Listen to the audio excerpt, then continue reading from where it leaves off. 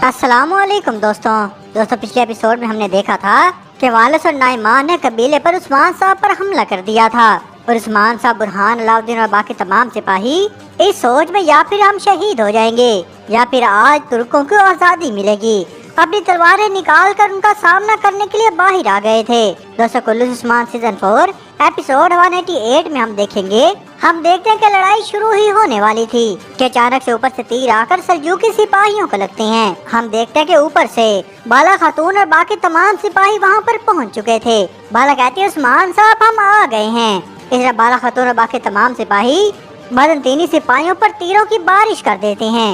इस तरह वहाँ पर बहुत सारे वालिस के सिपाही जहन्नम वासिल हो जाते हैं। ये सब देखकर नाइमान कहता है हमें और लोगों की जरूरत है वालिस। इस पे वालिस कहता है नाइमान मैं तुम्हारे जैसा नहीं हूँ और मैं नाकामी को कबूल नहीं करता। इस पर नाइमान कहता है तकफूर अभी नहीं। बहुत सारे सिपाहियों को तीरों से मरता हुआ देखकर नाइमान कहता है हम वापस जा रहे हैं। इस तरह नाइमान और वालिस के सिपाही आहिस्ता आहिस्ता पीछे हटना शुरू हो जाते हैं और इस तरह वो तमाम लोग जंगल की तरफ भाग जाते हैं। ये देखकर उस्मान साहब कहते हैं ये तुर्कों की सरजमीन है और अल्लाह अकबर का नारा लगाते हैं। इस तरह तमाम लोग अल्लाह अकबर के नारे लगाने लग जाते हैं और हर तरफ अल्लाह अकबर की सदा छा जाती है। दूसरी तरफ हम यानी शहर में उस्मान साहब की हवेली में देखेंगे जहाँ पर मालूम खातून उस्मान साहब की वजह से बहुत परेशान थी। वो कहती है कि अभी तक उस्मान साहब की कोई भी खबर नहीं आई। मुझे उस्मान और अपने बेटों की बहुत फिक्र हो रही है। वो कहती है अब और मैं मजीद इंतजार नहीं कर सकती और उनके पीछे जाने लगती है। तो काराबे मालूम खातून को रोकते हुए कहती हैं कि मालूम खातून अगर अब आप चली गयी तो आप अपने बेटों को खतरे में डाल देंगी। इस पर बेई खातून भी कहती है मालूम खातून आप थोड़ा और सब्र करें। मुझे पता है आपका ये इम्तिहान मुश्किल है लेकिन ये यानी शहर आपकी इमानत है मालूम खातून। आप इंतजार करें यकीनन आपको बहुत जल्द कोई खबर मिलेगी। इस दौरान हम देखते हैं कि अलगन खातून बड़ी खुशी खुशी कमरे के अंदर दाखिल हो जाती है और कहती है उस्मान साहब ठीक हैं और वो वापिस आ रहे हैं। इस बात पर तमाम लोग ही अल्लाह का शुक्र अदा करते हैं। दूसरी तरफ हम कबीले में देखेंगे जहाँ पर सलूर साहब के खेमे में तमाम लोग बैठे हुए थे। तो शामिल उस्मान साहब से कहता है उस्मान साहब जैसे आपने कहा था हमने एक सिपाही को खबर देने के लिए यानी शहर भेज दिया है। और उस्मान साहब पूछते हैं कि कोनिया की क्या सूरत हाल है। इस पर शामिल कहता है कि सुल्तान मसूद पर हमला हुआ है उस्मान साहब लेकिन वो पीछे नहीं हटे और जानदार ओगलों की तरफ से मजीद सिपाही भी आ रहे हैं। इस पर उस्मान साहब कहते हैं कि हमारी नजात का इन्हिसार इन्हीं सिपाहियों पर है। इस दौरान हम देखते हैं कि बाला खातून और अलाउद्दीन के साथ सरदारी खैमे में दाखिल हो जाती हैं। बाला खातून कहते हैं उस्मान साहब तमाम लोग ठीक हैं, हमने बहुत ही कम लोग खोए हैं। उस्मान साहब भी अल्लाह का शुक्र अदा करते हैं और कहते हैं अल्लाह का शुक्र है कि हम इस मुसीबत से निकलने में कामयाब हो गए। उस्मान साहब कहते हैं मेरे बेटे भी खूब लड़े हैं और बाला तुम भी बिल्कुल सही वक्त पर आ गई थी लेकिन सबसे अहम सलूर साहब और इनके लोग हैं, इन्होंने इस जंग के लिए अपनी जान लगा दी। इस पर सलूर साहब के सिपाही कहते हैं अल्लाह आपको सलामत रखे उस्मान साहब, हमें आपकी वजह से ही हिम्मत आई है। फिर सलूर साहब कहते हैं उस्मान साहब जब हम घर तलाश करने की कोशिश कर रहे थे आपने हमें एक घर दिया और आपने हमारे दिलों में गजा का मकसद डाल दिया और बुरे वक्त में आपकी मदद करना हमारा फर्ज है उस्मान साहब। इस पर उस्मान साहब कहते हैं बिल्कुल नहीं सलूर साहब, हमने बहुत से लोगों को जमीनें दी हैं लेकिन उन्होंने बुरे वक्त में हमसे मुंह मोड़ लिया। और फिर कहते हैं कि आप जानते हैं कि असल हिम्मत क्या है। असल हिम्मत तो बुरे वक्त में दिखाई जाने वाली वफादारी है लेकिन अभी तो बुरा वक्त आगे हमारा इंतजार कर रहा है। हम उनके कमांडारों को मार कर फौज को आने से नहीं रोक सके। हम इस वक्त एक मुश्किल मकाम पर हैं लेकिन इसका इलाज हमारा इत्तेहाद है सलूर साहब। उस्मान साहब कहते हैं सलूर साहब अब जब तक हमारा साथ देंगे इंशाल्लाह हमें कभी भी शिकस्त नहीं होगी। अल्लाह हमारे इस इत्तेहाद को हमेशा कायम रखे। फिर उस्मान साहब बुरहान से कहते हैं बुरहान अब हर जगह सिपाहियों को भेजो, तुम ये पता लगाओ कि ये आने वाली फौज कितनी बड़ी है और ये फौज कहाँ से गुजरेगी, तुम हर चीज का पता लगाओ। फिर उस्मान साहब अपने बेटे और बालों को कहते हैं चलो अब जाने का वक्त हो चुका है। फिर उस्मान साहब सलूर साहब से इजाजत लेकर वहाँ से रवाना हो जाते हैं। दूसरी तरफ हम वालिस और नाइमान को देखते हैं जो सलूर साहब से कबीले से वापस की तरफ जा रहे थे। नाइमान कहता तकफूर वालिस उस्मान का खानदान उस्मान के लिए अपनी जानें देने के लिए तैयार है। अगर मेरे पास मोहर ना होती तो मेरे पैरोकारों में से अक्सर मुझे धोखा दे देते। उस्मान की सबसे बड़ी ताकत उसका खानदान है, वो सब लोग ही उसकी पैरवी करते हैं। इसके बाद वालिस अपना घोड़ा रोक लेता है और अपने सिपाहियों को सामने बुलाकर उन्हें कहता है कि अपने घोड़ों से नीचे उतर जाओ। तमाम सिपाही अपने घोड़ों से नीचे उतरकर वालिस के सामने खड़े हो जाते हैं। फिर वाले साहब अपने सिपाही से कहते हैं घोड़े और फौजी अलग अलग हो जाएं। अब तुम सब चलकर वापस जाओगे। और वो तमाम सिपाही अपने अपने घोड़ों को वहाँ से भगा देते हैं और वो तमाम सिपाही वहाँ से पैदल चलना शुरू कर देते हैं। फिर वालिस नाइमान से कहता है, नाइमान अगर मैं इन्हें मरने का भी कहूँ तो ये मर जाएंगे नाइमान, मेरे पास मोहर भी नहीं है। और खौफ जो अपनी जान को हाजिर कर दे उसे किसी चीज का भी खौफ नहीं होता।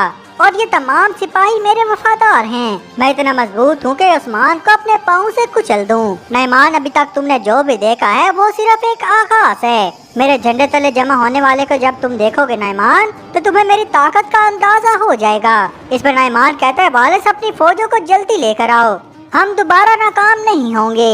इस पर वालिस कहता है कि फौज फिलहाल अभी नहीं आएगी।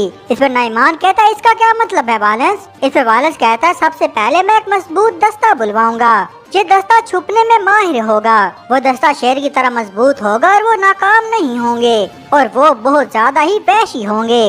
इस पर नाइमान पूछता है कि तुम्हारा ये दस्ता क्या करेगा वालिस? इस पर वालिस कहता है, मैंने देखा है कि उस्मान के आदमी कितने वफादार हैं। मेरा दस्ता आएगा और इन सबको तबाह कर देगा।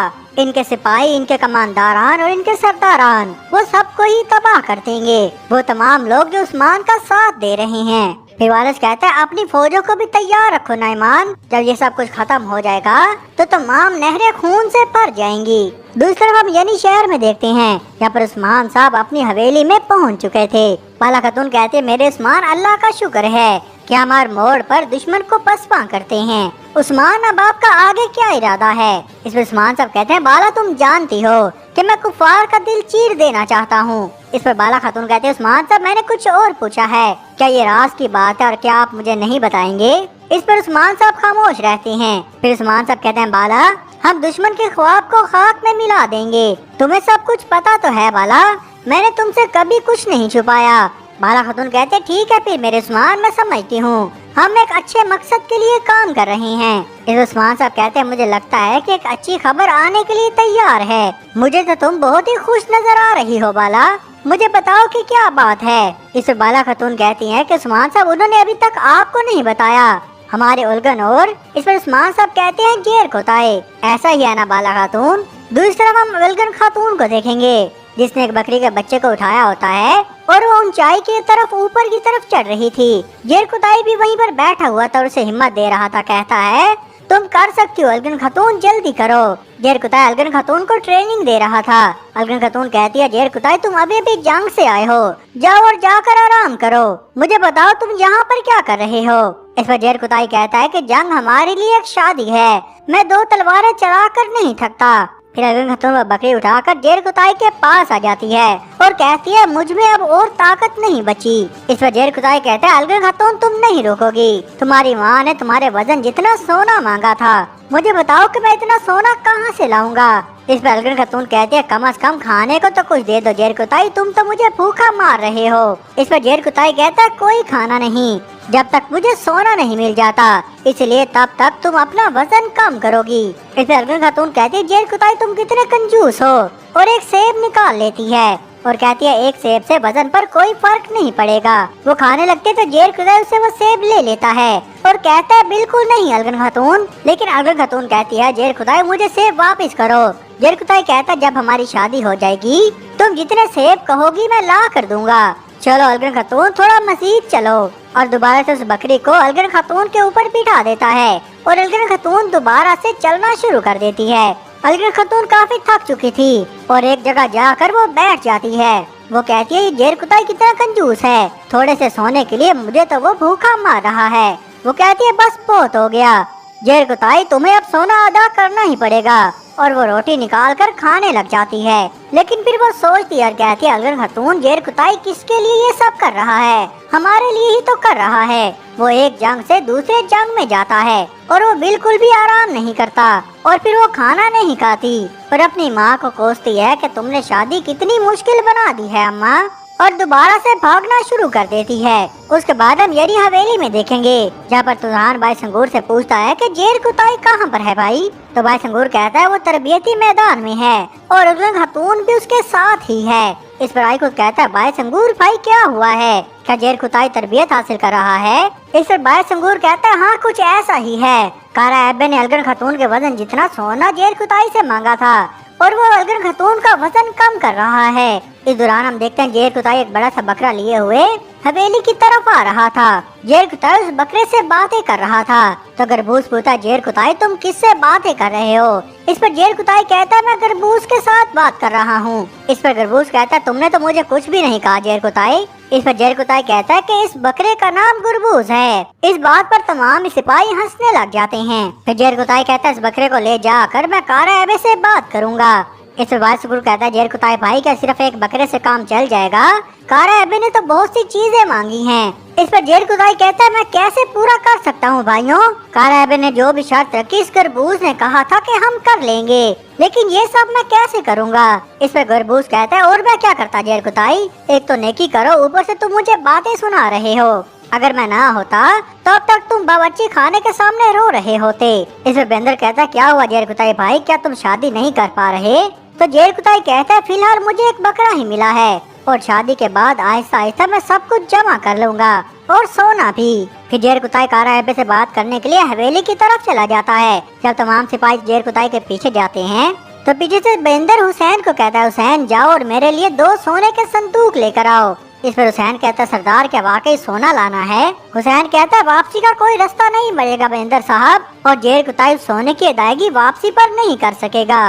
बेंदर हुसैन को गुस्से से कहता है, जल्दी से जाओ, इससे पहले मैं तुम्हारा सर उतार दूं। तो हुसैन वहाँ से सोना लेने के लिए रवाना हो जाता है। और दोस्तों यहीं पर इस एपिसोड का इख्तिताम होता है। अगर आपको हमारी वीडियो अच्छी लगी है तो लाइक, शेयर और सब्सक्राइब जरूर करिएगा। आपको मिलते हैं नेक्स्ट एपिसोड के साथ, तब तक के लिए अल्लाह हाफिज।